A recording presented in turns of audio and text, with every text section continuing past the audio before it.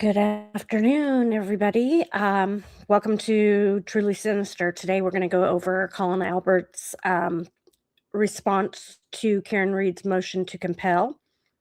It's extensively long, so we're going to do this in 2 episodes. Okay, so here we go. Get ready.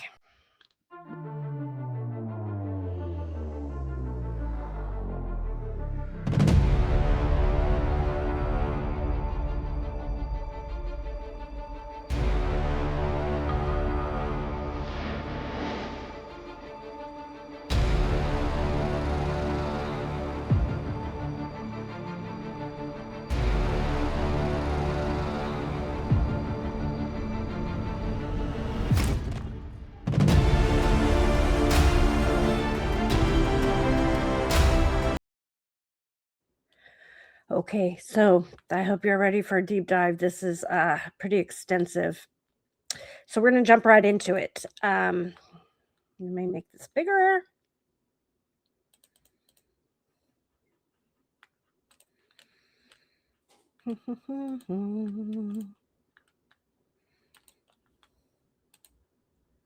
There was a hearing also held today for Colin Albert. They were supposed to come back. Colin's attorney was supposed to come back today with dates that he could give the judge for Colin Albert to come back from basic training and do his for his deposition.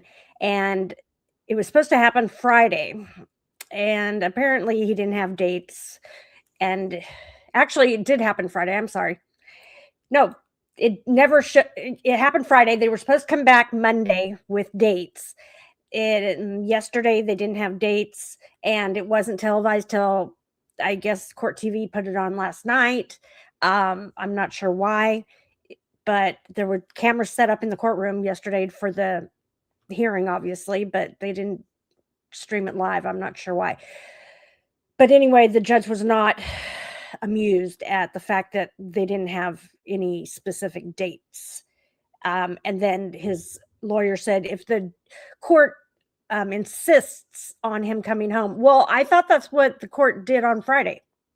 He insisted that he come home, and he insisted that you go get dates from him. Happen. So I'm not sure what's going on, but anyway, this is in the wrongful death case of John O'Keefe. Colin Albert is a participant. He's a third party or whatever, non-party. But his deposition is vital to the case, to Karen Reed's story. So he needs to make himself available. Now his parents are not making themselves. Now his parents don't want to testify. And all of a sudden now, solely ex-Lieutenant Tully doesn't want to testify. He filed a motion to quash his deposition. So I mean, it's just all blowing up. I mean, these people think that they have a choice. When you are served with a summons for a deposition, you don't have a choice. And then when you are subpoenaed, you definitely don't have a choice. Now the court is ordering you to show up on this date at this time for a deposition. You don't have a choice. These people act like it's a game, and they can pick and choose which rules they want to follow. That's not how it works. That may be how it worked with Michael Morrissey and the DA's office, but you're dealing with the bigwigs now, McAlberts, and you need to realize it. And the sooner you realize it and come to terms with it, the better off you're going to be, because you're starting to look really bad. You had a fundraiser last Friday night, some big event, and the whole theme of the event was testify. You want people to testify. Well, why don't you follow your own advice? Why don't you testify? Why don't you depose? This is ridiculous. So, anyway, non-party Colin Albert's memorandum of law in opposition to defendant Karen Reed's motion to compel. Non-party Colin Albert, in parentheses, Colin, by his undersigned counsel, respectfully submits his memorandum of law in opposition to defendant Karen Reed's motion to compel Colin to attend a deposition and produce documents pursuant to a third-party subpoena. Reed's motion is of a piece with her cynical, years-long campaign to scapegoat Colin and many others in order to deflect from her own culpability for Officer John O'Keefe's death. Reed's motion is littered with material misrepresentations, thoroughly debunked claims, cheap character attacks, and outright knowing falsehoods that have no place in court filings. On the dispositive issue before this court, whether Reed is responsible for the death of Officer O'Keefe, Colin has virtually zero relevance. Then why did he testify as a witness if he has zero relevance? I don't think he would.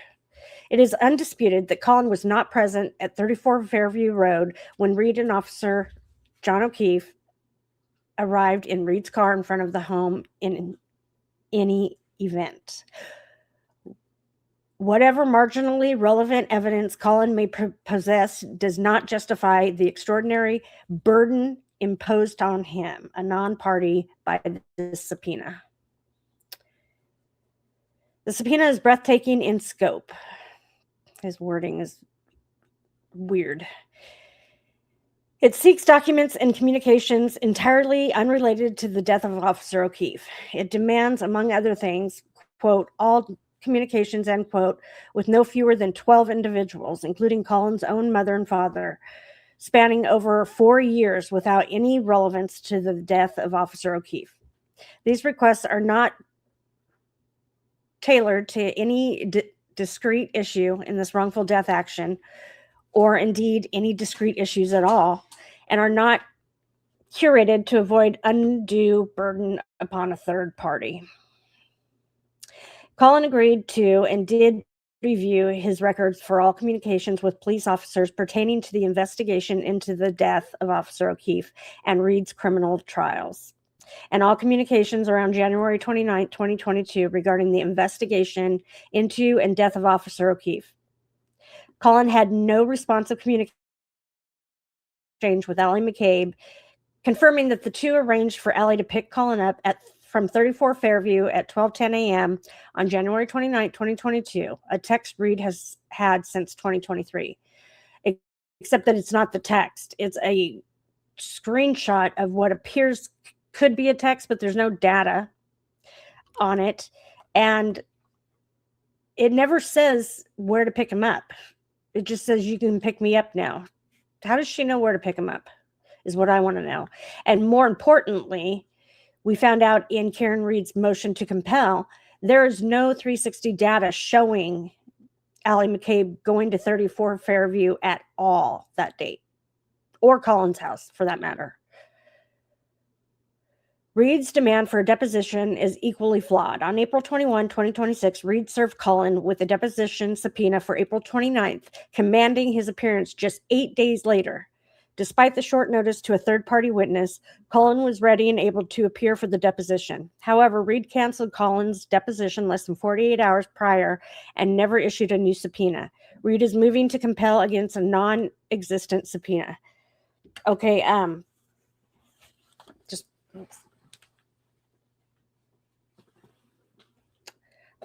they didn't cancel the deposition, they rescheduled. And the reason why they rescheduled is because Colin Albert didn't have the required documents that he was requested to bring to the deposition. So they can't do the deposition without the documents that they requested. Further, on May 19th, 2026, Colin's counsel learned that Colin had applied to enlist in the United States Army, and on May 20th, Colin's application was approved. As a result of this enlistment, Colin was ordered to report to basic training outside of Massachusetts on June 2nd. On the same day, May 20th, Colin's counsel informed Reed's counsel that if they intended to reschedule Colin's deposition after canceling it, Colin would have limited availability and offered the only dates on which Colin was available before this extended absence beyond the close of the fact discovery. And the only 2 days that they came up with were the 2 days that they knew that Karen Reed's attorney would be out of town, out of state. Isn't that coincidental? Reed's counsel declined those dates despite having 10 attorneys capable of taking his deposition and the fact that Reed was supposedly ready to take his deposition on April 29 before she canceled it. Instead, Reed, without indicating whether any of her other 9 counsel were available to take Colin's deposition prior to June 2, demanded that Colin, a third party in this lawsuit, sit for a deposition on dates he said he would be unavailable. Then on May 22nd, 2026, Colin received a deposition subpoena from the plaintiff's counsel after the plaintiff's counsel learned of Colin's limited availability, scheduling his deposition for May 29th, 2026. All counsel to this action, except Reed, attended Colin's deposition that day. Compounding these issues, on June 3rd, 2026, Reed's counsel falsely told this court, without Colin's counsel present, that Colin had refused to appear for the deposition. This was an unequivocal false statement that appears to have been designed to prejudice third-party Colin before this motion was even filed. This misrepresentation to the court in violation of Mass R, and it gives a statute, and Reed's refusal to genuinely remedy the misrepresentation further warrant denial of this motion as a sanction. Wow, sanction's a big word to use. Rather than accommodate a third-party witness's schedule, Reed filed this motion, a classic hallmark of discovery designed to burden and harass rather than to obtain information. Indeed, the only quote-unquote gamesmanship at play is that of who have misrepresented to the court the circumstances of their attempts to seek discovery from Colin.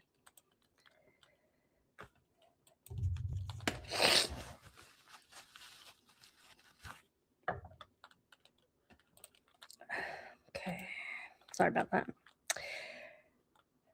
1. Factual background. A. The events of January 29, 2022. I don't know how many times we got to go over this. On the evening of January 28, 2022, Colin was a 17-year-old senior at Canton High School. That evening, he was at his aunt and uncle's house at 34 Fairview, Brian Albert Jr.'s birthday, who also was on leave from the military, along with a few of his cousins and friends. I don't know that he was home from the military, was he? Is Brian Albert Jr. in the military? I don't remember that ever coming out. See Exhibit 1, Affidavit of Colin Albert. At 11:55 p.m., Colin texted his close friend, Allie McCabe, to coordinate a ride home because he had a midnight curfew. His parents will let him drink illegally, but they want him home by midnight. You can go out and drink underage, but you better be home by midnight. I don't buy it. Not for a minute. Allie texted back that she had to drive some other people home first. Allie texted Colin to say that she was quote unquote here. Colin responded, okay, and then Colin left 34 Fairview at that time. Exhibit 2, text message exchange between Colin and Allie. On his way outside, Colin saw his aunt, Nicole Albert. However, Colin never saw Reed or Officer O'Keefe. Instead, the undisputed evidence reflects that Reed had not left the Waterfall Bar and Grill until after Colin left 34 Fairview. Allie drove Colin home, where Colin remained for the rest of the evening. I believe that Waterfall surveillance video from the parking lot shows them leaving around between 12:10 and 12:15 a.m. That's why everybody's so set on 12:10 as their time. I mean, everybody from the house is like 12:10, everything's 12:10. I think that's why. B, the defamation campaign against Colin. The initial aftermath of Officer O'Keefe's death largely did not impact Colin. Colin was not present and was not a witness. He also barely knew Officer O'Keefe, who lived in Colin's former neighborhood. Following the initial shock, okay, so he barely knew Officer O'Keefe, and it didn't impact him, but he was shocked after finding out about Officer O'Keefe's death. Why would he be shocked if he doesn't even know him?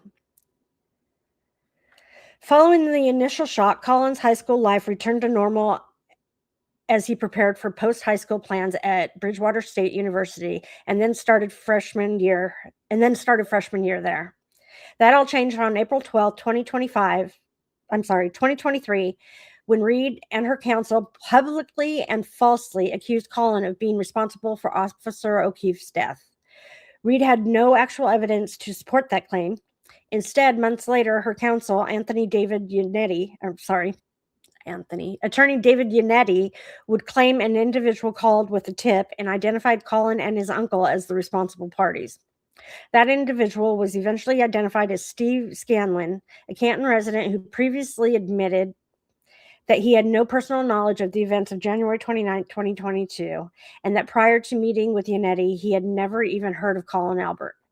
His daughter hung out with him and called her. His daughter hung out with Colin, kind of, I guess, in a roundabout way, and Colin called her that night for a ride. So you're full of shit. See Exhibit 3, investigative memo from Sergeant Yuri Buchanan to Detective Brian Tolley regarding interview with Scanlon.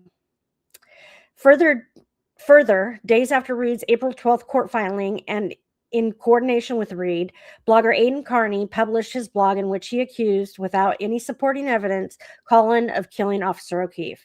The centerpiece of Reed and Carney's false accusations against Colin was a Facebook photo taken a month after Officer O'Keefe's death, showing Colin had scraped knuckles on his right hand.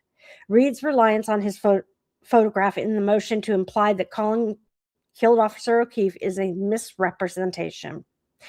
Indeed, prior to her first criminal trial, Reed has possessed photographs of Colin taken after Officer O'Keefe's death and prior to the Facebook photo that clearly show no scrapes on Colin's knuckles or injuries to his knuckles.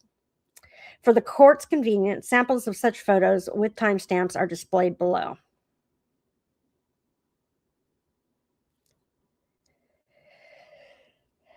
In other words, as Reed well knows, the evidence she has submitted to this court to largely suggest that Colin may have sustained injuries to his knuckles in connection with the death of Officer O'Keefe could not possibly support her theory because earlier photographs any injury. The impact of Karen Reed's continued attacks on Colin's character and reputation has been catastrophic. While such is the subject of the pending defamation action brought by Colin against Reed and others, it is noteworthy for purposes of this court's consideration of the motion. Since Reed conjured up the baseless allegations that Colin was somehow involved in the death of Officer O'Keefe, Colin has had to drop out of college and has been continually harassed and defamed online. Dozens of individuals have confronted Colin, both at home and at work, accusing him of being involved in a murder, which has caused him to fear for his overall safety on a daily basis. Nevertheless, Reed continues, even in the present motion, to push a baseless fantasy that Colin was somehow involved in the death of Officer O'Keefe, even though Reed and her counsel know their claims against Colin are potently false.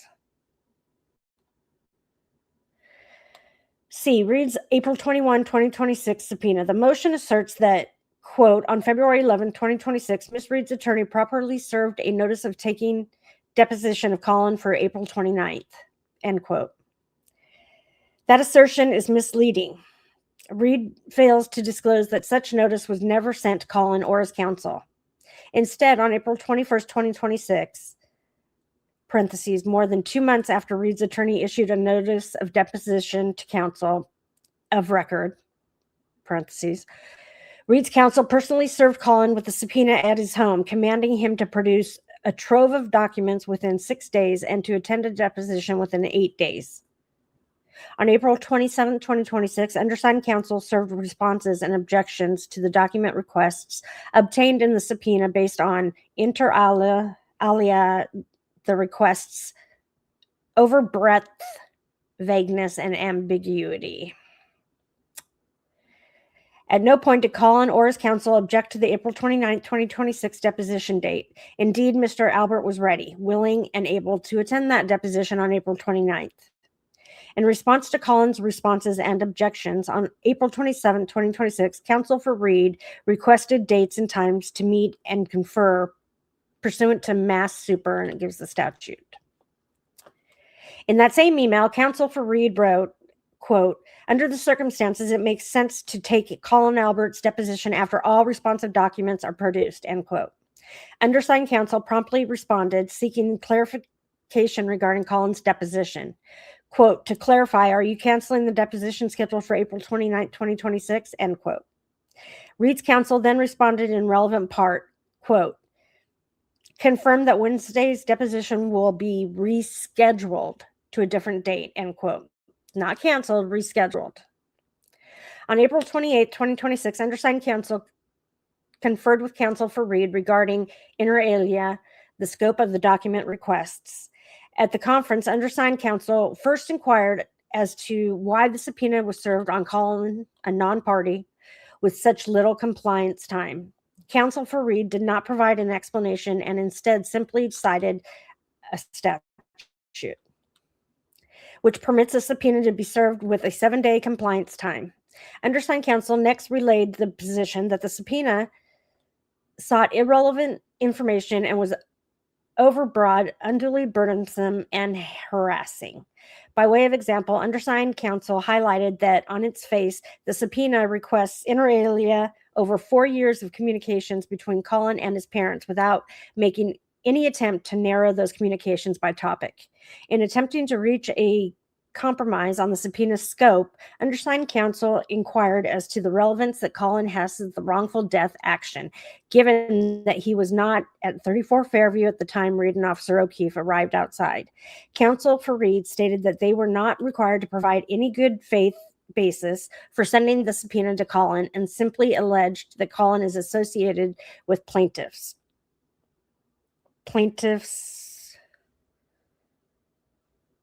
lied, what is that? Claim and false narrative allegations. Undersigned counsel relayed that the subpoena was so broad that it was impossible to make a counter proposal to Reed without any guidance regarding Colin's relevance.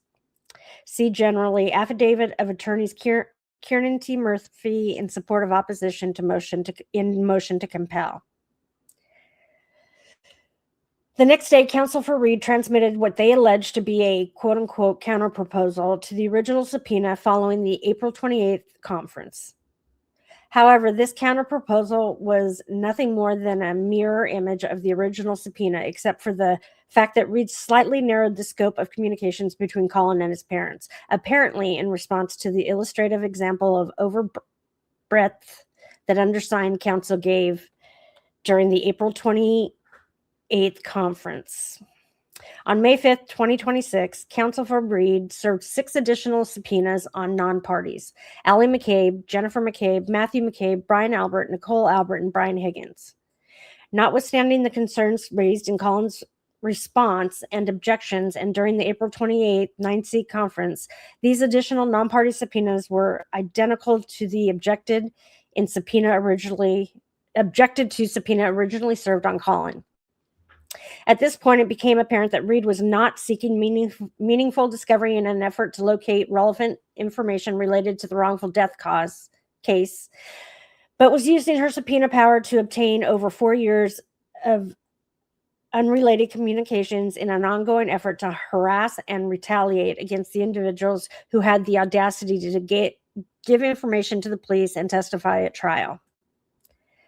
You mean lie at trial. Thus, since Reed's team refused to do so, it became incumbent on counsel for the Alberts, the McCabes, and Mr. Higgins to propose reasonable topics of communications that they believed to be within the scope of the issue presented in this case. Following receipt of the May 5th subpoenas, counsel for the Alberts, the McCabe's, and Mr. Higgins conferred internally to do so. D. Colin Albert joins the United States Army. On May 19, 2026, Colin informed counsel that he would likely be joining the U.S. Army, and that if so, he would be forced to leave the Massachusetts area for initial and basic training beginning on June 2nd, 2026, and that he would be gone until the fall of 2026. On May 20th, 2026, Colin confirmed that such would be the case and that his situation would limit his access to phone or email communication. The same day, counsel for Colin notified counsel for Reed of Colin's sudden scheduling conflicts, proposing 2 dates for Colin's deposition, May 28th and May 29th, that were within the same compliance period of the notice given to Colin by Reed's original April 21 subpoena. Colin originally requested that the circumstances of his unavailability remain private, given the profound levels of harassment and intimidation that he has previously been subjected to from Reed, non-party Aidan Carney, and their following, including dozens of instances of third parties showing up to his home, workplace, and school.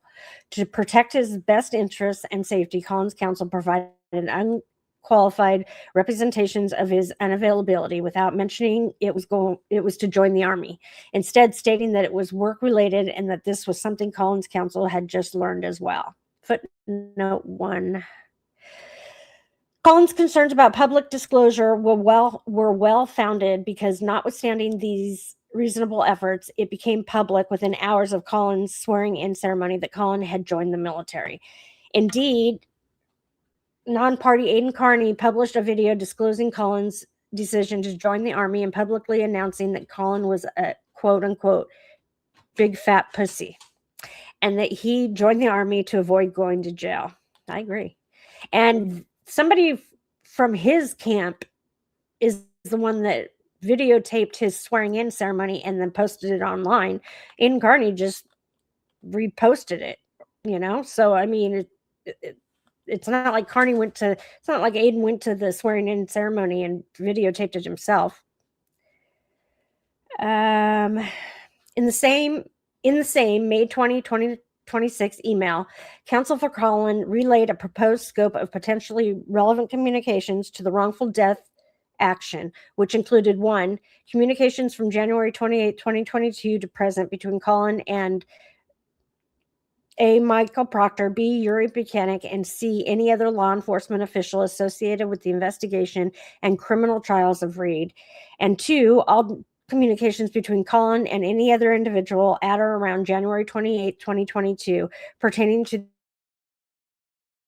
O'Keefe and the investigation conducted into the same. Counsel also relayed in good faith that Colin had undertaken reasonable efforts in the prior weeks to locate communications responsive to those categories, but with the exception of a singular text exchange, no other responsive communications existed. Counsel stated that it believed Reed was already in possession of that text exchange, parentheses, indeed she refers to it in the motion itself, parentheses, but that Colin would be willing to produce it to her to the extent that understanding was mistaken. Despite giving Colin the exact same amount of notice for his original deposition, counsel for Reed declined to accept Colin's offer to be deposed on May 28th or 29th, 2026. Instead, counsel for Reed stated that the one lawyer Reed designated to take Colin's deposition, attorney Charles Waters, was quote-unquote out of state on those dates. Reed's counsel did not describe the circumstances of the designated lawyer's unavailability or explain why any one of the other 9 lawyers representing Miss Reed could not take Colin's deposition. First of all, it's none of their business why he's unavailable. If he says he's unavailable, he's unavailable. It's none of their business as far as I'm concerned. And maybe they have things divided by witness. And so, Colin's one of the ones on his list. Who knows? Reed never identified whether attorneys Rosenberg, Seligson, or Jackson, who extensively questioned Colin during Reed's first criminal trial, were unavailable. On May 21, 2026, Colin's counsel also informed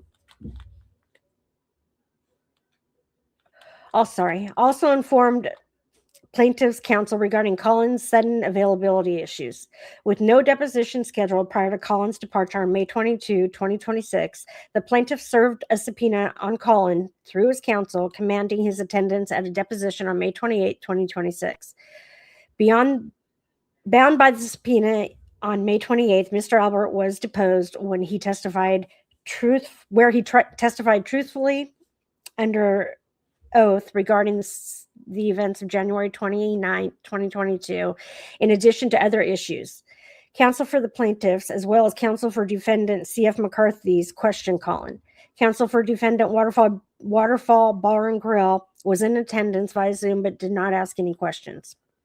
None of the 10 lawyers for Ms. Reed chose to attend Colin's deposition, even though, upon the undersigned's information and belief, another witness deposition was previously scheduled for that day but canceled. Further, the deposition occurred in the same building as Sheehan Finney's office. The June 3rd, 2026 status conference. During a June 3rd, 2026 status conference in this matter, counsel for Reed, attorney Rosenberg, accused the undersigned as well as Colin, Brian and Nicole Albert, the McCabe's, and Mr. Higgins of quote-unquote playing games with the wrongful death action discovery schedule. At no point prior to making the accusation to the court that these non-parties were quote-unquote playing games did Reed's counsel undertake any effort to inquire about the schedules of these non-parties or their counsel so that all parties could come to mutually agreed upon deposition dates. Indeed, it appears that this courtesy was only given to the other witnesses in this case. Moreover, during the same June 3rd status conference, counsel for Reed previewed this motion outside the presence of Colin's counsel, and in doing so, proffered to this court that, quote, Colin Albert refused to appear, end quote, for a deposition and, quote, refused to produce documents, end quote. The trial channel, O'Keefe v. Reed Civil Status Hearing, June 3rd, 2026, YouTube.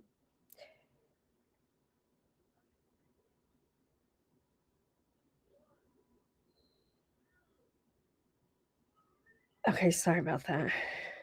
Moreover, during the same June 3rd status conference, counsel for Reed previewed this motion outside the presence of Colin's counsel, and in doing so, proffered to the court that Colin Albert refused to appear for a deposition and refused to produce documents, per the trial channel O'Keefe versus Reed Civil Status Hearing.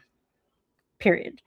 As this opposition and supporting exhibits clearly demonstrate, that proposition made in open court and to a live-streamed audience of hundreds was wholly untrue. Colin never refused to appear for a deposition. Ms. Reed's counsel canceled his original deposition. Then Colin sat for a deposition in this case on May 28, 2026, and Reed's counsel refused to appear. The patent misrepresentations regarding Colin, quote unquote, refusing to appear for a deposition sparked immediate online attacks and defamation against Colin. Following that misrepresentation, Colin, as well as other non-parties, were harassed, defamed, and ridiculed by dozens on various social media platforms, falsely claiming that Colin refused to appear for the deposition. This was entirely predictable. Attempts to meet and confer to redress the June 3rd misrepresentations. During the court's motion hearing in the defamation action on June 4th, undersigned counsel sought to address the misrepresentations with the court. After the hearing, the undersigned initiated a meet and confer on this issue with Reed's counsel, Attorney Seligson, explaining to Reed's counsel that the misrepresentation was serious, clearly contradictory to the record, and had sparked substantial public attacks on Colin. The following day, counsel for Colin reached out for an explanation and a willingness to see if Attorney Rosenberg was willing to retract or clarify his statements. Attorney Rosenberg indicated that he would evaluate the wording he used during the June 3rd hearing and let Colin's counsel know whether his statements needed clarification. Then on Saturday, June 5th, he filed unilaterally with the court a letter that did not correct the record, but rather continued to make misrepresentations. Roman numeral 2 argument. Reed's motion fails to cite a single case, rule, or statute in support of its arguments. Instead, the motion rules on misleading and fabricated claims and is used as a mechanism to continue to harass Colin by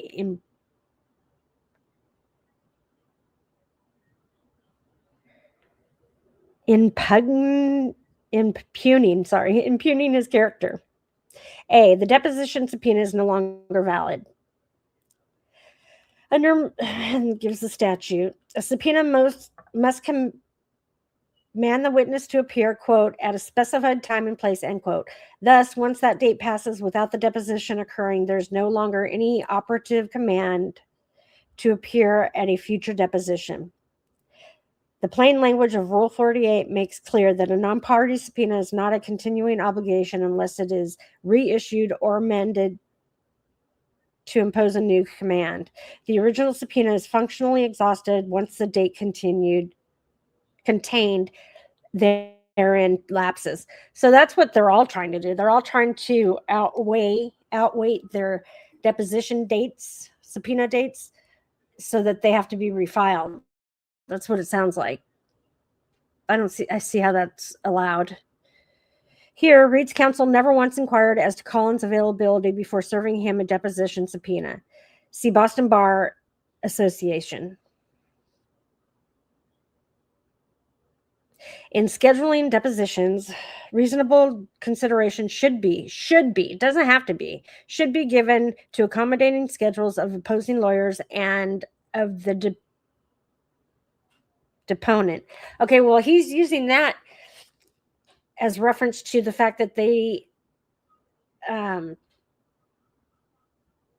give Colin enough consideration in scheduling, but they're not doing it to Karen either. So it's like they're using it as a shield and a sword, and you can't do that. It's like, you're doing it too. So how can you hold that against them? Oh my God. Despite this, Colin was ready, willing, and able to attend the April 29th deposition as scheduled.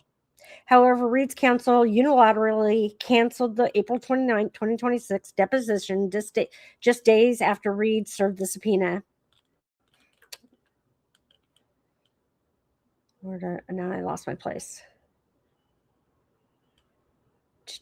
Served the subpoena and never rescheduled it. In canceling the deposition, Reed's counsel cited the parties' ongoing dispute regarding the scope. The motion ignores the fact that Reed could have taken Colin's deposition on April 29th and continued it to a later date, pending the deposition of that dispute. Pending the disposition of that dispute. Reed's counsel chose not to do so and failed to reissue a deposition subpoena on Colin for a different date. Plaintiff's counsel thereafter issued their own subpoena commanding Colin to attend a deposition. And Colin appeared for that deposition on May 28, 2026. The only party in this action that did not appear in that deposition was Reed. Reed's counsel cites no authority justifying this conduct, much less any authority that would support an order commanding Colin to attend a deposition on a date and time that has lapsed. To the extent Reed challenges the procedural soundness of plaintiff's May 22, 2026 subpoena, that issue is between the plaintiffs and Reed and cannot serve as a basis to grant the instant motion.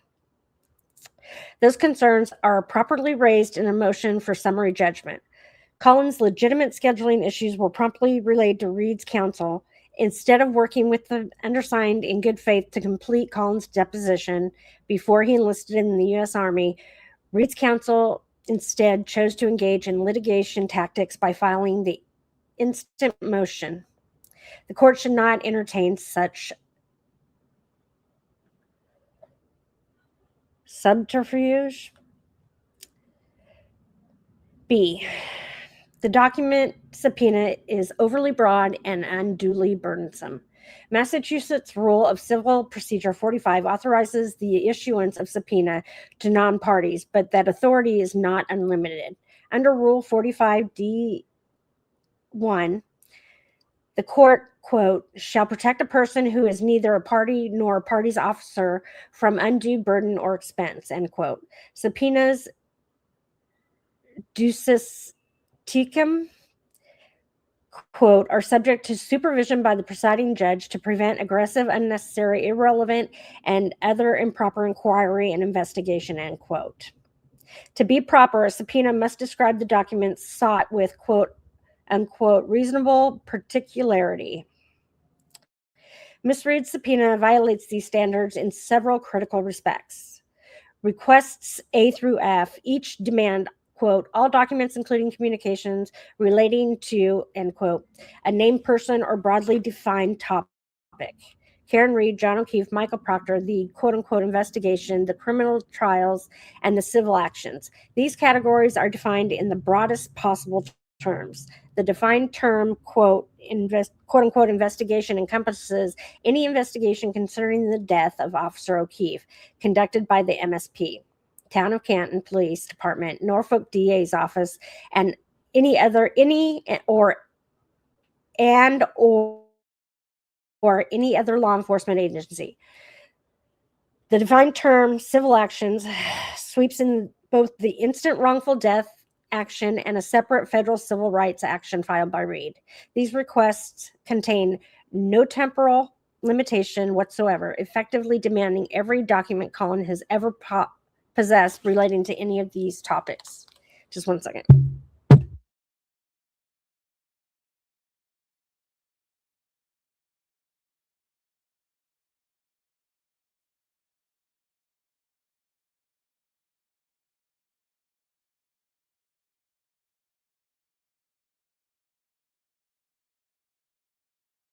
Oh, almost did it. Okay. Requests G through I demand, quote unquote, all communications with Michael Proctor, John O'Keefe, and Paul O'Keefe, again, with no temporal limitation and no subject matter restriction.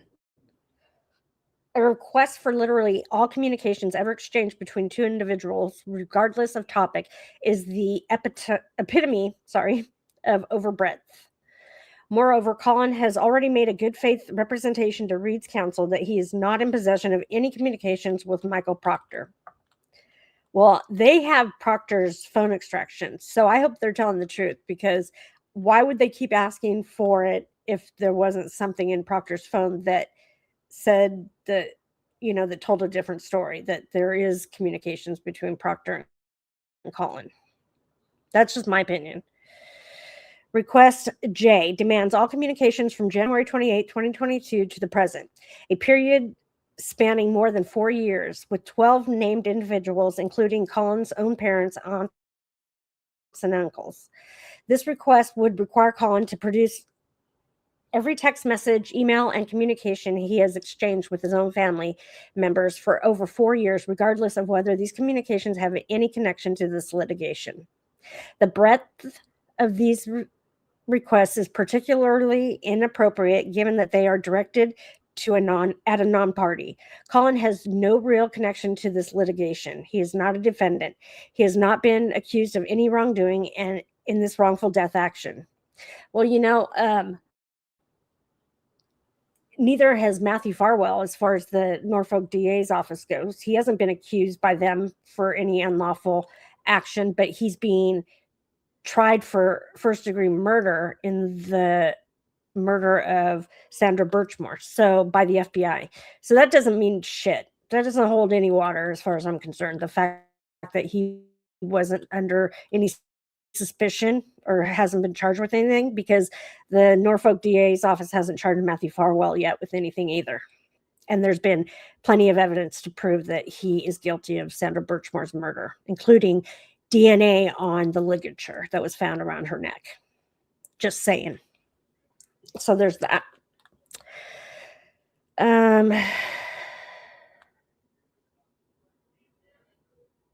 Okay. Colin has no real connection to this litigation. He's not a defendant. He has not been accused of any wrongdoing in this wrongful death action. He has already provided testimony. Reed has failed to sufficiently establish the relevance that Colin has to the wrongful death action, despite counsel's multiple attempts to understand it. Indeed, when asked what basics Reed has to believe that Colin was responsible for the death of Officer O'Keefe on April 28, 2026, 9C conference with Colin's counsel, Reed's counsel refused to provide any detail. The motion itself acknowledges Colin's testimony that he left 34 Fairview prior to the arrival of Reed and Officer O'Keefe. Colin has testified to that fact under oath on 3 separate occasions, including in his deposition in this case, which Reed's team did not attend, and now submits an affidavit attesting to the same. Reed's baseless accusations that Colin has quote-unquote violent tendencies and that Colin and Mr. O'Keefe had a series of prior disputes are entirely unfounded, illustrated by the motion's failure to cite any evidence in their support. Indeed, had Reed's counsel attended Colin's deposition in this matter, they would have learned that Colin and Mr. O'Keefe barely had any relationship at all, and that Colin certainly never labored any animus toward Mr. O'Keefe. Moreover, the allegations, which are again unsupported, regarding a photograph of Colin with scabs on his knuckles, ignores entirely the evidence admitted during Reed's first trials of Colin appearing in photographs after the death of O'Keefe, but before the photograph showing scabs on his knuckles, with his hands entirely unharmed. Notably, the document subpoena does not seek photographs of Colin following the death of Officer O'Keefe, because Reed knows that such photo would undermine her fantasy regarding Colin's involvement in Officer O'Keefe's death. I don't think it's a fantasy. That's kind of not the appropriate term, I would think. On its face, the subpoena treats Colin as though he were a party in this case, or worse, as though he were a target of investigations, and demands a comprehensive accounting of his entire private life. These assertions lack any basis in fact. Indeed, during her second criminal trial, in which significant latitude is afforded to a criminal defendant, Reed was expressly barred by the court from arguing a third-party culprit theory with respect to Colin. In any event, the motion provides no basis upon which Reed would be entitled to such an extraordinary and invasive tranche of discovery against a third party. And the only reason why she was barred from offering Colin as a third-party culprit is because Kanoni made a bad decision. I mean, that's all there is to it. Kanoni was helping protect people. I don't know if she was doing it intentionally or unintentionally, but she was doing it.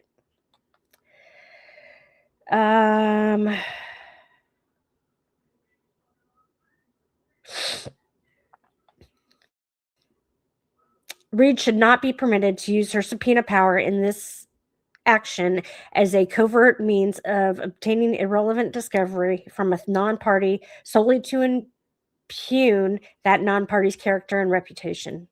Moreover, Reed's own quote-unquote proposed narrowing demonstrates the overbreadth of the original subpoena. Even after purporting to narrow the requests, Reed continued to demand, quote, all documents including communications relating to, end quote, the same broad categories, requests A through D, and merely adjusted one subcategory of request J relating to Colin's parents. As quote-unquote narrowing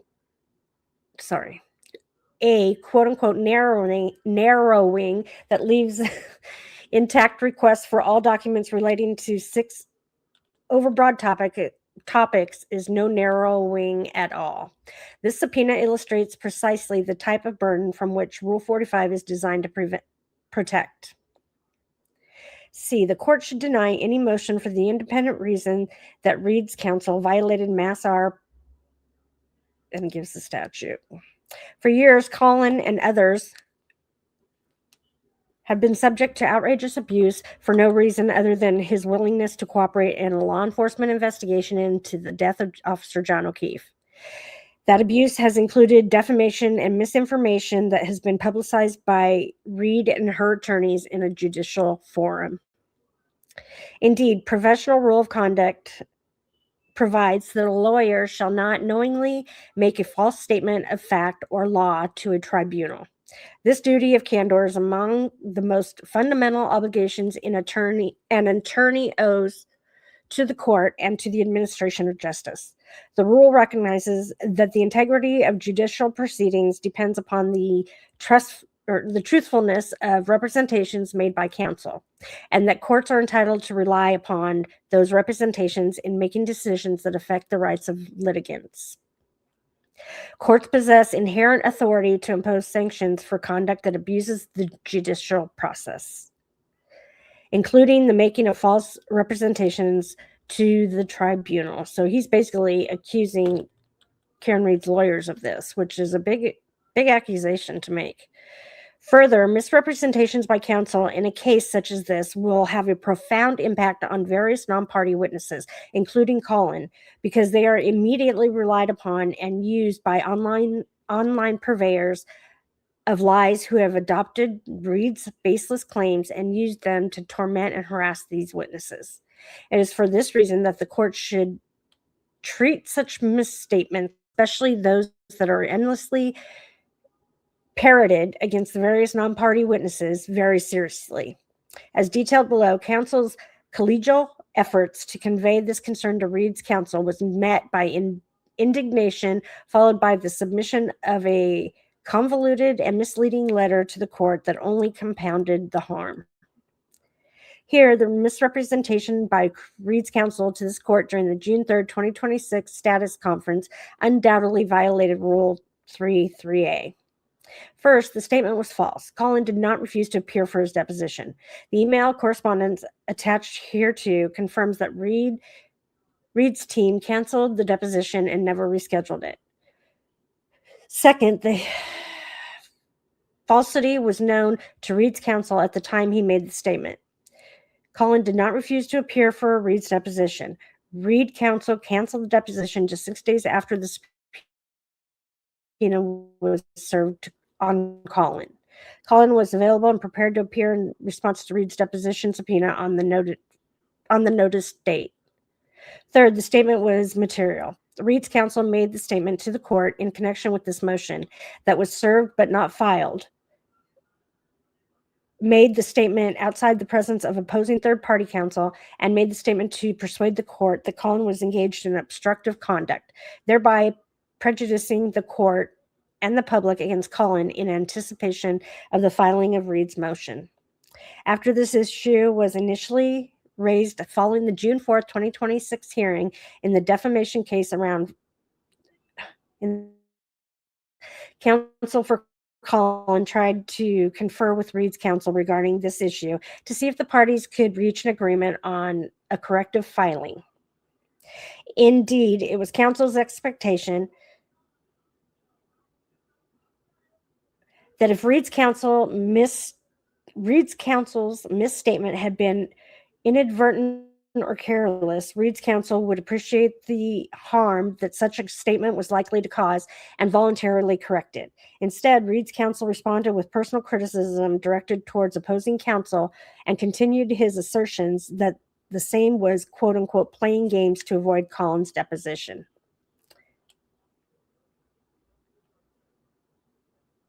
While Reed's counsel ultimately agreed that his statement that Colin, quote unquote, refused to appear for a deposition was somewhat inartful in context and stated his willingness to clarify the record with the court, he failed to do so. Instead, despite counsel's efforts to further the meet and confer process on this issue, Reed's counsel unilaterally submitted an ex parte letter that merely provided the court with a narrative of his position regarding the April 21 subpoena prior to the court's consideration of Reed's instant motion. Instead of offering a plan, candid and professional acknowledgement that his public accusation against Colin was incorrect, Reed's counsel's letter took additional swipes at Colin by confusingly suggesting that he had been referring to broad discovery disputes.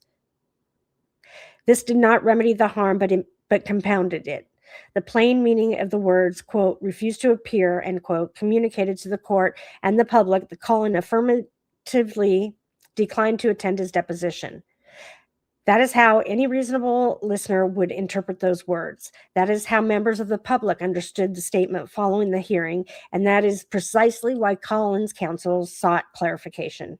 Reed's counsel's post hoc explanation that he was actually referring to a series of future scheduling and document production disputes only underscores that his original statement was misleading. A dispute over document production or future scheduling in no way means Colin, quote unquote, refused to appear. The harm flowing from the misrepresentation has been substantial. Colin has been subjected to a campaign of online harassment and intimidation that was sparked directly by Reed's counsel's false statements in open court.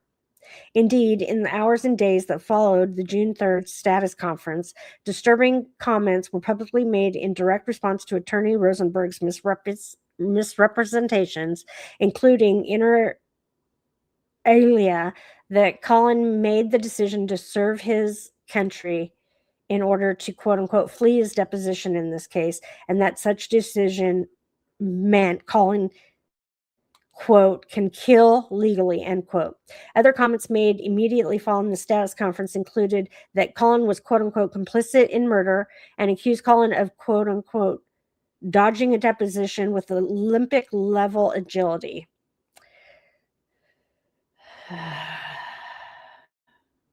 Even after Colin's counsel put Reed on notice of her counsel's Rule 3 violation and attempted to meet and confer regarding a potential resolution, Reed's counsel nevertheless continued to project the false narrative that Colin refused to appear for deposition. For example, on June 5th, 2026, during Reed's recent media campaign, attorney Alan Jackson appeared on podcaster Billy Bush's YouTube show, wherein he discussed the issues pertaining to Colin's deposition. On that show, attorney Jackson stated that Colin, quote, has not been deposed yet, end quote, accused the undersigned of engaging in shenanigans and playing a few games, and alluded that the Reed team intended to reissue a deposition subpoena on Colin, notwithstanding his recent enlistment in the U.S. Army. So what? That's their right. For any of the foregoing reasons, the court should exercise its inherent authority and deny the instant motion because of Reed's counsel's rules violation. Roman numeral 3. Conclusion. Had Reed's counsel engaged in good faith to reach a reasonable consensus regarding the subpoena, this motion practice would have been unnecessary. They refused to do so. Instead, they offered Colin hollow compromises, which were indeed not compromises. Refused to coordinate their schedules to accommodate his recent and commendable career change, and subsequently made entirely false misrepresentations in open court. Contrary to Reed's accusations, the only one engaged in quote-unquote gamesmanship here appears to be her.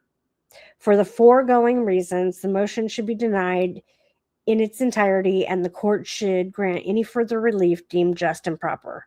Dated in Boston, Massachusetts on the 9th day of June, 2026, Colin Albert by his attorney. So this is the certificate of service. Maybe it's not 109 pages. Yay. This is affidavit of Attorney Murphy in support of opposition to motion to compel.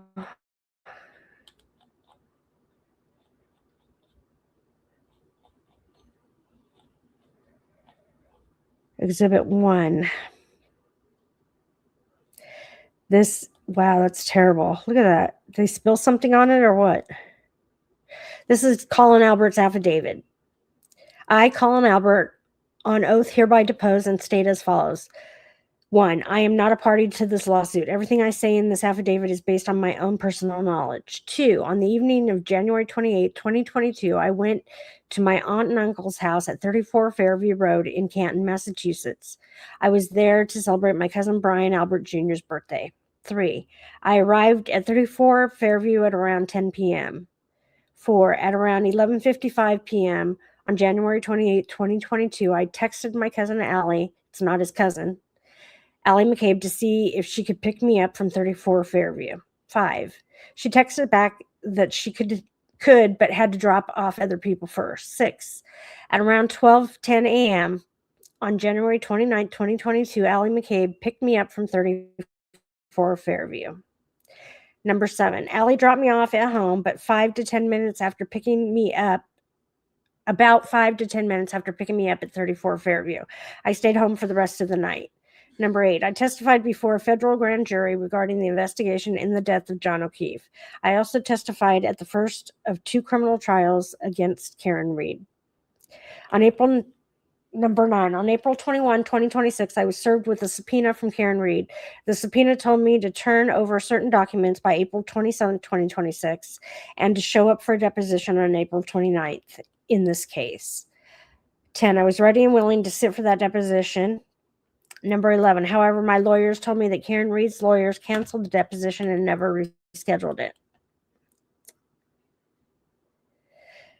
Number 12, on May 19, 2026, I let my lawyers know that I might have to leave Massachusetts area for a long time because of work. 13, on May 20th, 26, I told my lawyers that it was confirmed that I needed to leave the Massachusetts area for work starting on June 2nd, 2026. I also told them that I would be away until at least September 2026 and would have very limited access to my phone or email during that time. Number 14, on May 22nd, 2026, my lawyers told me that they accepted a subpoena from the plaintiffs in this case, which required me to show up for a deposition on May 28th, 2026. Well, that's only 6 days' notice, and they don't have a problem with that. So when it's the O'Keefe's serving him with the subpoena, it's okay to have short notice. Okay. All right. I see how it is. Number 15, on May 28, 2026, I went to Hinckley, Allen, and Snyder LLP in Boston, Massachusetts for a deposition. I was questioned in person by attorney Mark Diller, who represents the plaintiffs, and attorney Tamara Smith Holtzlag, who represents defendant C.F. McCarthy's, attorney Casey L. McCaffrey, who represents defendant Waterfall Bar and Grill, attended by Zoom but did not ask me any questions. Number 16, as for the documents that Karen Reed's subpoena asked for, shortly after I got the subpoena, my lawyers asked me to try to find certain communications that I might have. 17, first, I checked whether I have ever had any communications on my phone with the people listed in the subpoena. I confirmed that I have never had the phone numbers for Michael Proctor, John O'Keefe, or Yuri Buchanan on my phone, so I don't have any communications with any of them about anything. Number 18, next, I checked to see if I had any text conversations with them around January 28, 2022 about John O'Keefe's death or the investigation into his death. To do this, I scrolled back through each text thread I have with those people to January 28, 2022 and looked through whatever conversations I had with them around that time.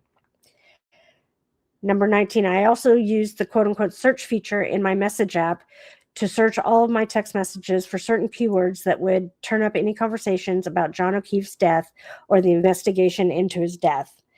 The keywords I searched included Karen Reed, John O'Keefe, Michael Proctor, O'Keefe, Proctor, and investigation. Number 20, after doing all of that, with one exception, I did not find any communications with any listed in the subpoena about John O'Keefe's death or the investigation into his death. Number 21, the one exception was a text conversation that I had on January 28th and 29th with my cousin Allie McCabe. In those texts, I was talking with Allie about picking me up from 34 Fairview. The texts show that Allie picked me up from 34 Fairview at 12:10 a.m. on January 29, 2022. Number 22, I have gotten new iPhotos since January 29, 2022, but every time I upgraded, I transferred all of my iPhones, but every time I upgraded, I transferred all of my data from the old phone to the new one. Number 23, I never saw Karen Reed, John O'Keefe, or Karen Reed's car at any point on January 28th or 29th, 2022. Subscribed and sworn to under the penalties of perjury this blank day of June 2026. Colin Albert.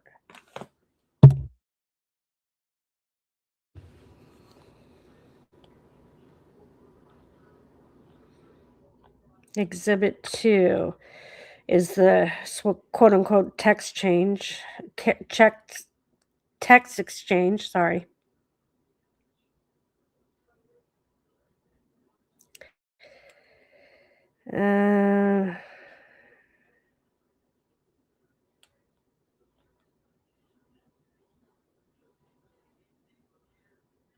Commonwealth of Massachusetts Department of State Police Division Investigative Services.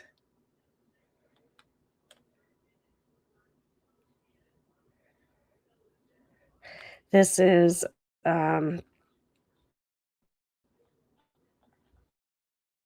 Scanlon's interview by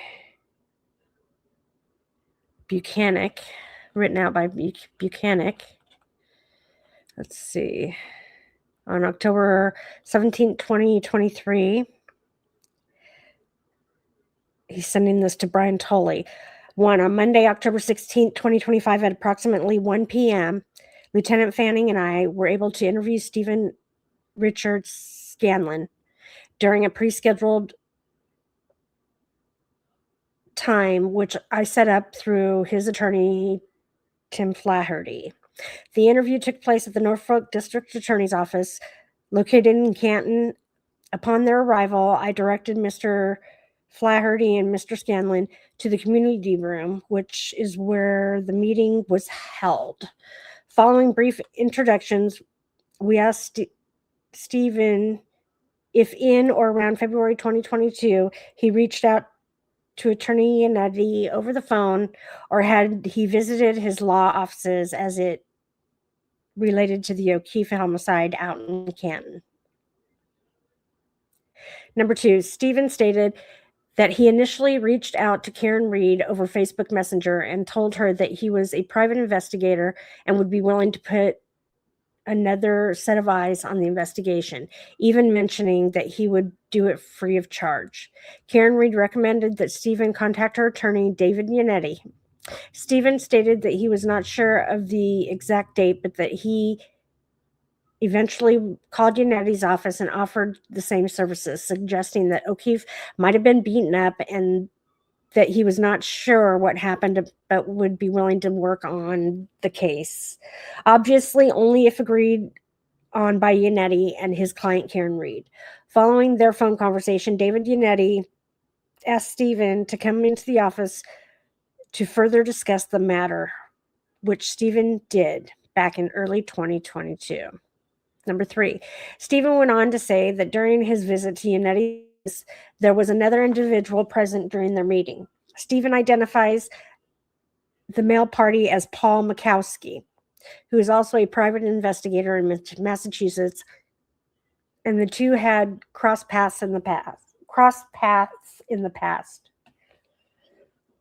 During the meeting, Stephen was asked if he knew Colin Albert and an ATF agent, both of whom were allegedly in the house during the evening hours when John O'Keefe was killed.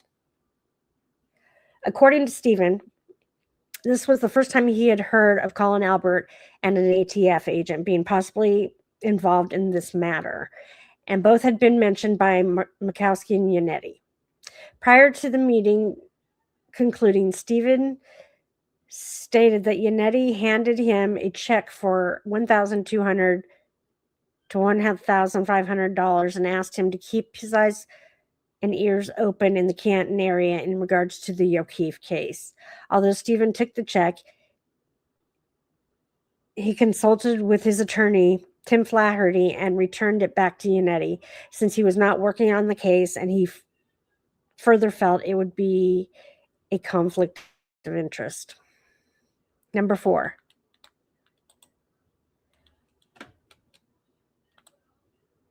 In the days and weeks following their meeting, Stephen was in communication with an individual named Jack Hollow. Mr. Hollow, according to Stephen, is a mutual friend of both Stephen and Mikowski and used to work with Brian Albert. Hollow shared information which he had learned from Mikowski.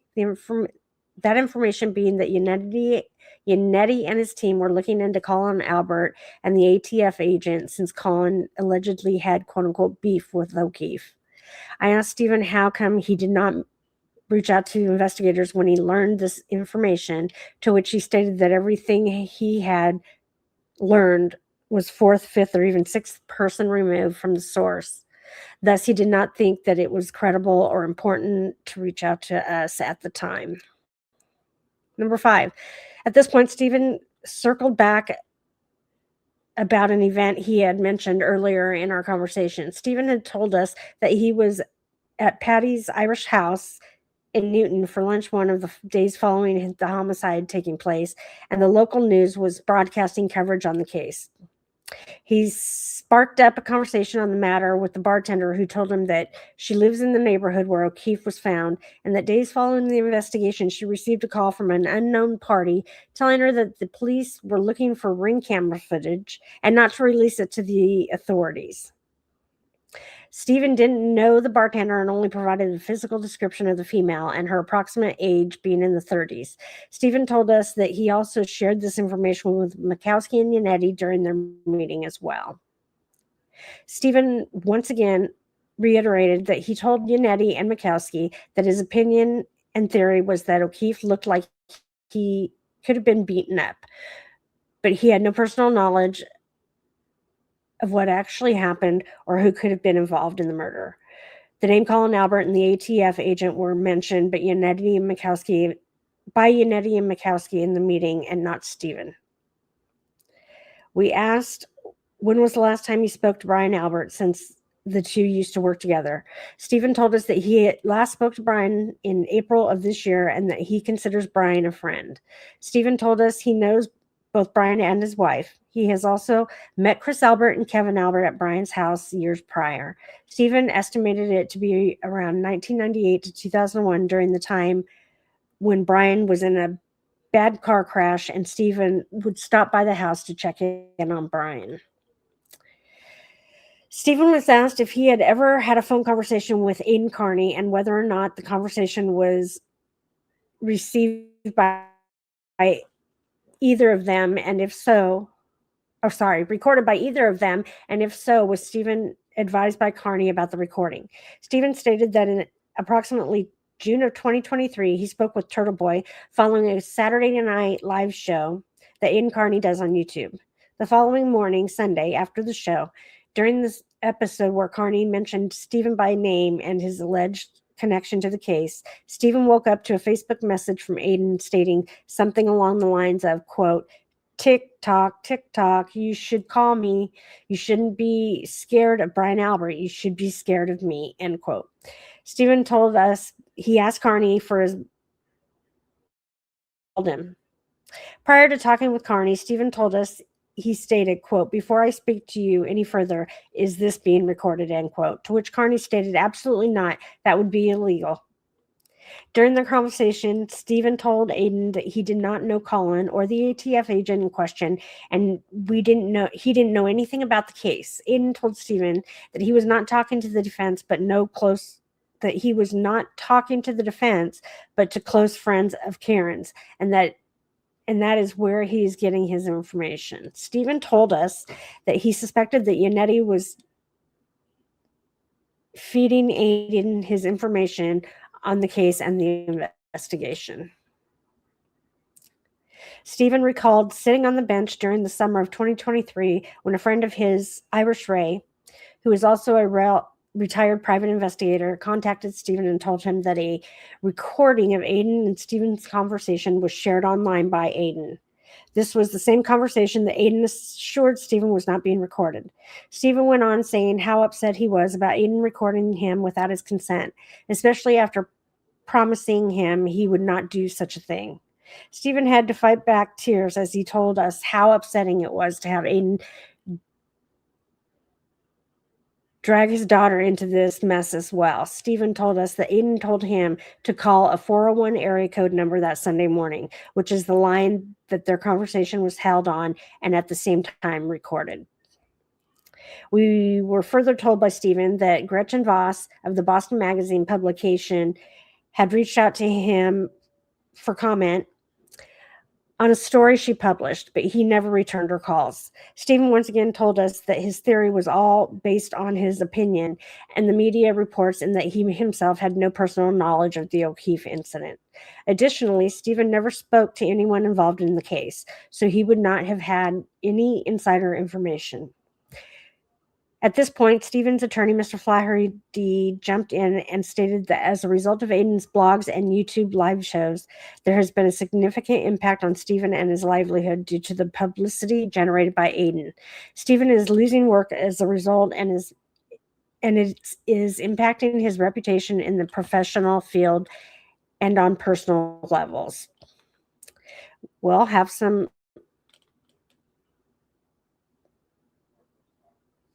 I'm not going to say it. Never mind. Without having anything further to add, we thank both Stephen and Mr. Flaherty for their time and concluded the interview. Respectfully submitted, Sergeant Yuri Buchanan.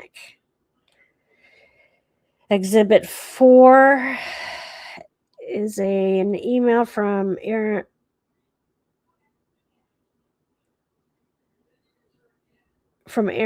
Rosenberg.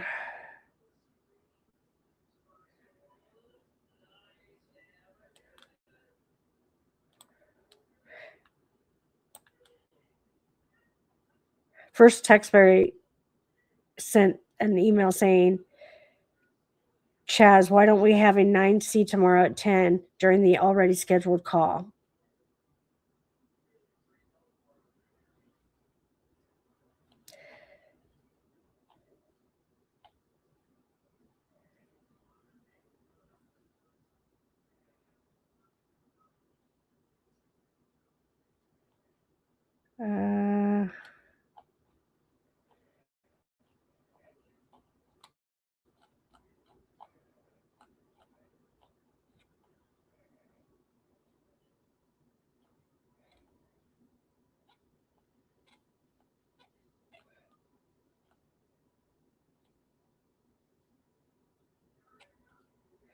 Kieran, I'm taking this deposition. Please provide a few times in the next day or two when you or your team are available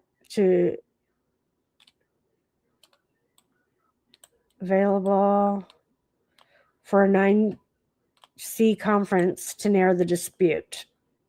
Under the circumstances, it makes sense to take Colin Albert's deposition after all responsive documents are produced.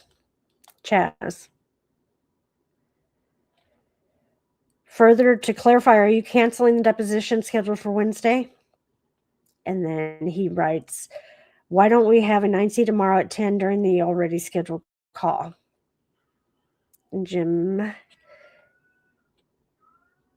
Then Rosenberg responds, yes, we can discuss both topics tomorrow. Confirm that Wednesday's deposition will be rescheduled, not canceled, rescheduled to a date, for future date. See you virtually tomorrow.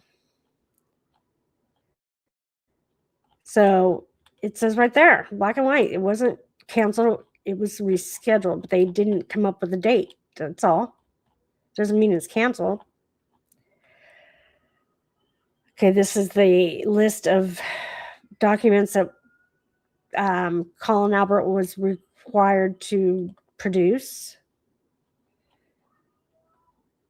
This is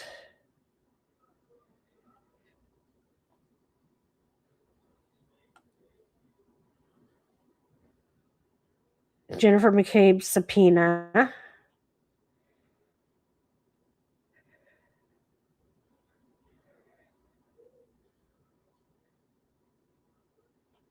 With the same list of documents to provide.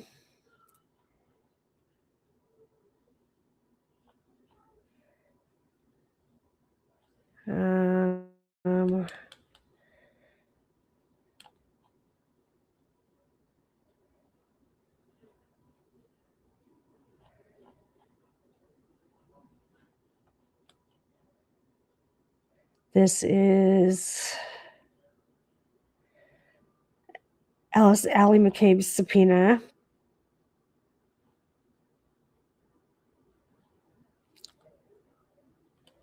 With the same requirements.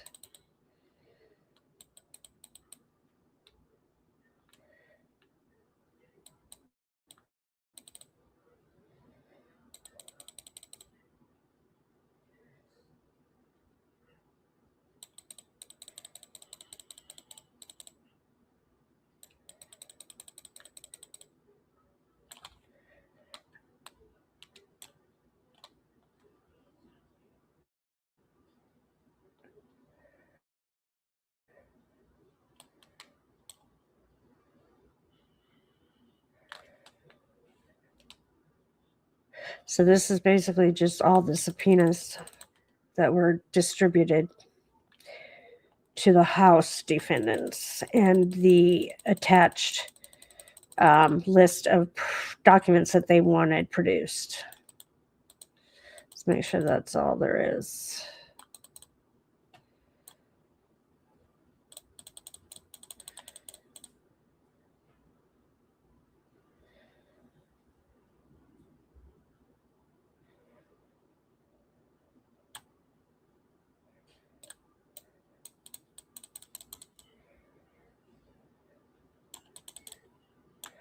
Talk about a waste of paper. You have to give each person all these pages along with their subpoena. That's crazy. It's a lot of paper.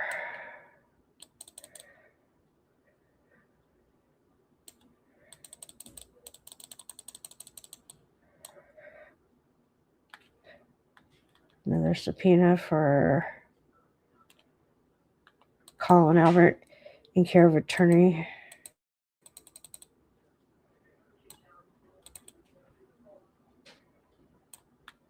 And this is a notice of audiovisual deposition of Colin Albert.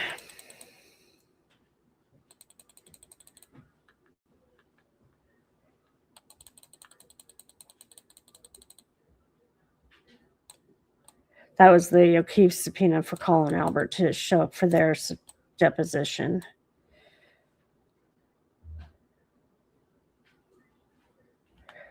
And this is from Rosenberg to Jim. It's easy to pretend to take the high road after shooting from the hip with attacks on your opposing counsel's character and integrity. I agreed to extend your 9A deadline to Tuesday. You can review what I sent to the court and decide whether you plan to continue baselessly calling me a liar to further your own ends. Ooh. It's getting pretty heated between these two, I think. Aaron, I'm going to avoid responding to your personal criticisms of me and our team. Given the grievous impact these types of misstatements have had on our clients in the past, especially when unaddressed, we have no choice but to take them very seriously and to avail ourselves of the protections that rules provide.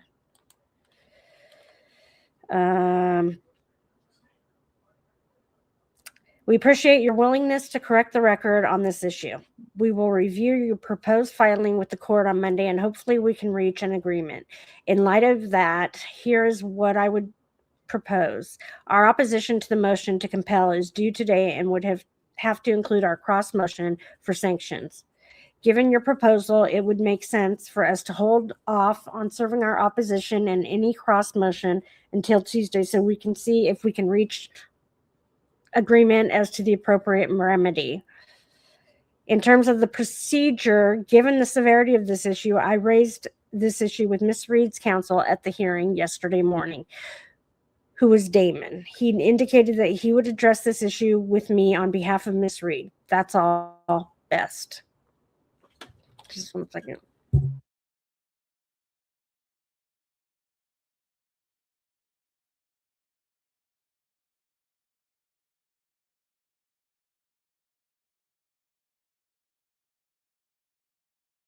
Another one from Rosenberg. Jim, I listened to the audio of the status conference and think that my single statement that Colin, quote unquote, refused to appear was somewhat inartful in context, and I'm willing to clarify that for the court by letter on Monday. Again, had you simply pointed the specific concern out to the lawyer you were histrionically accusing of lying to the court in the first place, we could have avoided a lot of wasted time and energy. As you are well aware, when a judge asks specific questions about many matters at once, sometimes lawyers misspeak. The professional course to take when you believe a correction is warranted is to point it out to the lawyer in question and ask for that correction. But I know that's not how you or your team operate, and will certainly keep it in mind in the future. You'll receive a copy of my letter on Monday. Woo! Then from Texberry to Rosenberg, Aaron, no one is going over your head. I had to meet and confer with Damon on this, and that seems the appropriate route. I raised it with specificity, the exact phrases we had concerns with at 10:30 a.m. today, less than 24 hours after the statements were made. Again, our position is clear. It was an unequivocal misrepresentation to say that Colin Albert has refused to appear for his deposition. That statement has sparked substantial and vicious social media backlash. Indeed, the court today seemed to understand that what I was talking about when I tried to raise it this morning. The court directed me to raise any issues through a motion. The opposition is due tomorrow, so I have conferred with your colleague this morning, discussing with him our concerns and desired redress. I'm awaiting the response he represented to me he would make. It is Defendant Reed that has created the schedule with tomorrow's deadline. There is no need for a back and forth on this. I will wait for Damon's promised response regarding the statements made at yesterday's hearing, but we have a deadline tomorrow, as you know.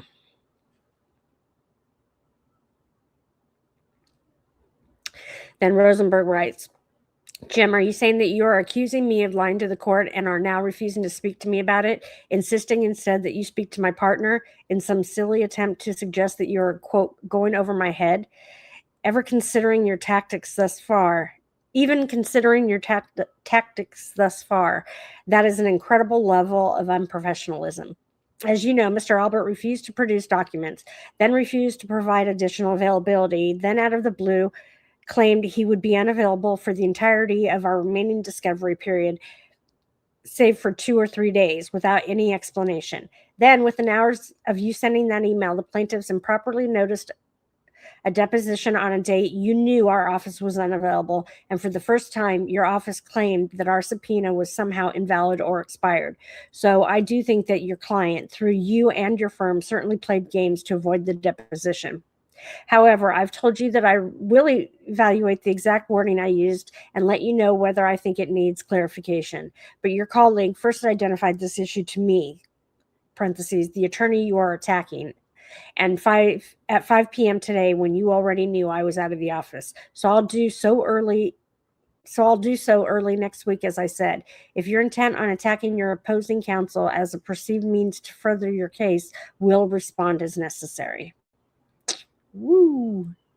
Aaron, I do not want to play a game of telephone. I raised these concerns in detail with Damon after the meeting, and he indicated that he will be the person we will discuss on this issue.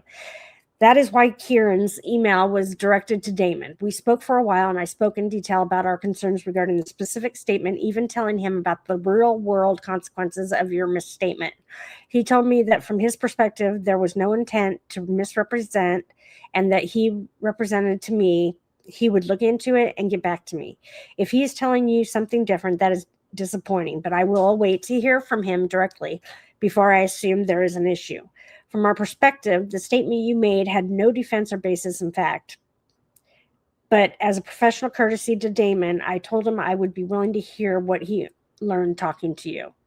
Our deadline to oppose the motion to compel is tomorrow, so if you will not agree to a corrective filing or give a valid explanation for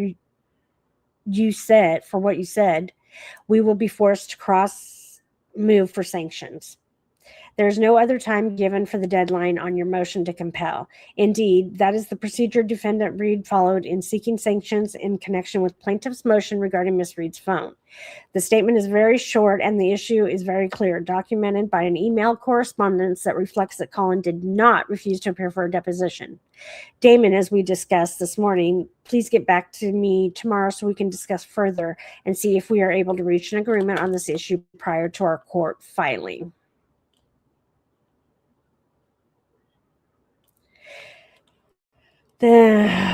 From Rosenberg to Jim, Damon did not leave your conversation with any understanding of what misrepresentation you were referring to. I don't believe I misrepresented anything, but now that you've identified to me what you claim to be inaccurate, I am willing to review the recording of the status conference and evaluate whether I think that I misspoke. If so, I would, of course, correct the record. However, as you know, there were 2 days for you and your firm to handle your concern.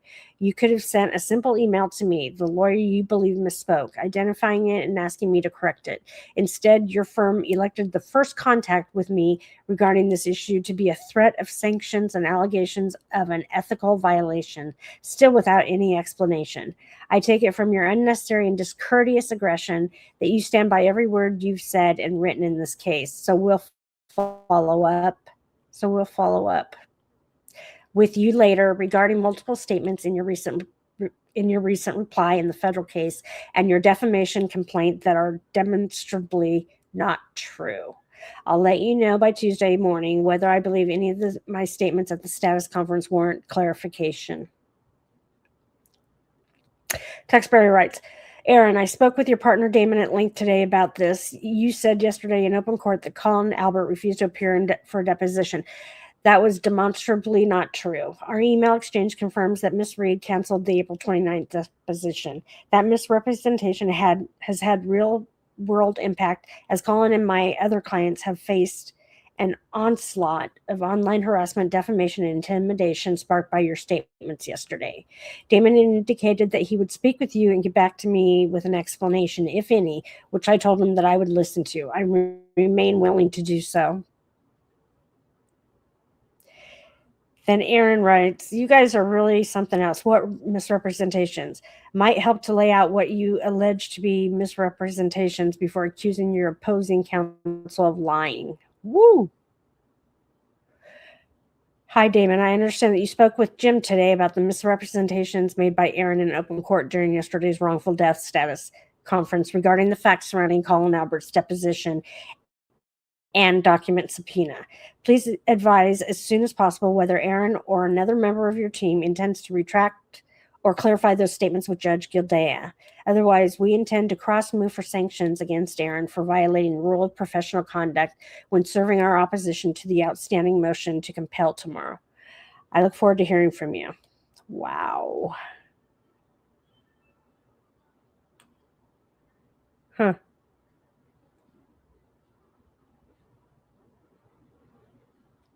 This is from Charles Water. I don't know who that is.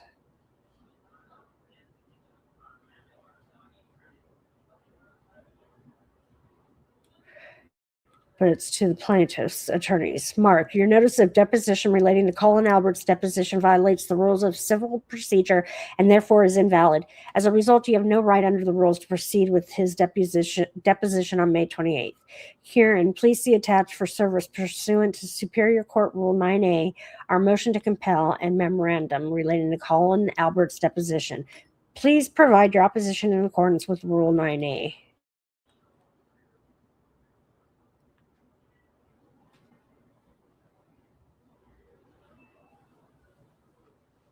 And then this is how the notice of them calling Murkowski's deposition off, and they would not be in the office that day, which is the day that the O'Keefes subpoenaed Colin Albert to depose.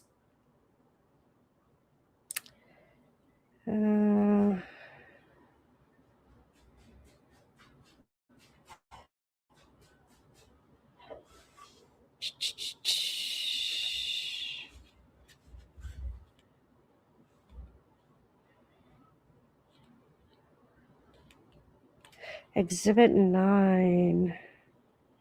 Picture of Colin Albert and his uncle Brian Albert. Oh, these are the posts that he considers to be intimidating. It's Boston Beauty's post that says, according to today's O'Keefe v. Reed, Canton Bar's hearing, Karen Reed's attorneys are preparing motions to compel against several witnesses, but the situation involving Colin Albert stood out. And it's got a picture of Colin and his uncle Brian, and it says Colin Albert, dodging depositions and discovery. And then somebody wrote, oh, good, Colin is going to learn how to murder more efficiently. Another post of his swearing-in ceremony. Aidan Carney wrote, Colin Albert has suddenly decided to join the Army and will be unavailable to give a deposition in the Karen Reed lawsuit. Hopefully our country is a little safer now that we are being defended by a person who testified that an award-winning journalist speaking into a window. And then whatever the second page said. But speaking into the window of the pizza restaurant intimidated him, is what I'm sure it said. And then Susan writes, does the Army know that he was in the house? That's funny.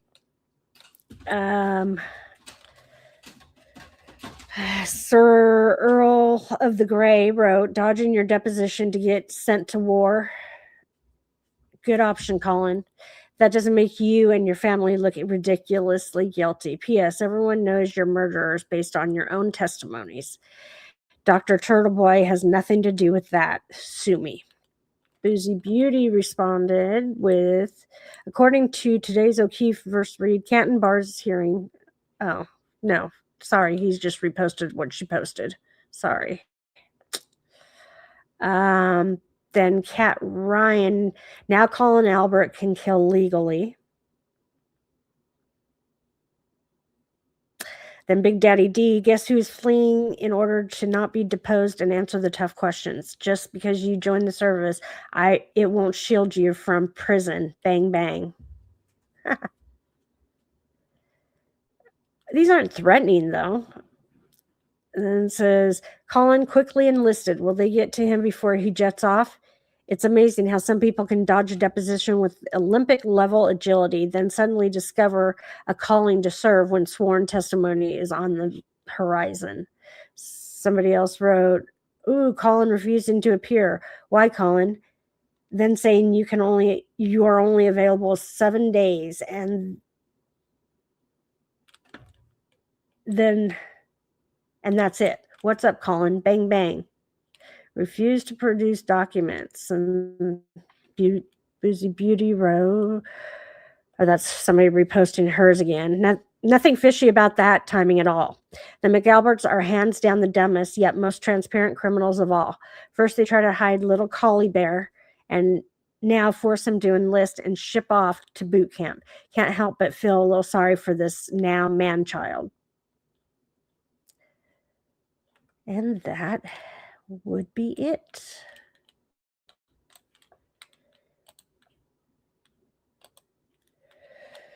So, I didn't have to do it in 2 sittings, which is good. Right, don't forget to respond with comments if you have any questions or comments about his opposition to Karen Reed's motion to compel. Yeah.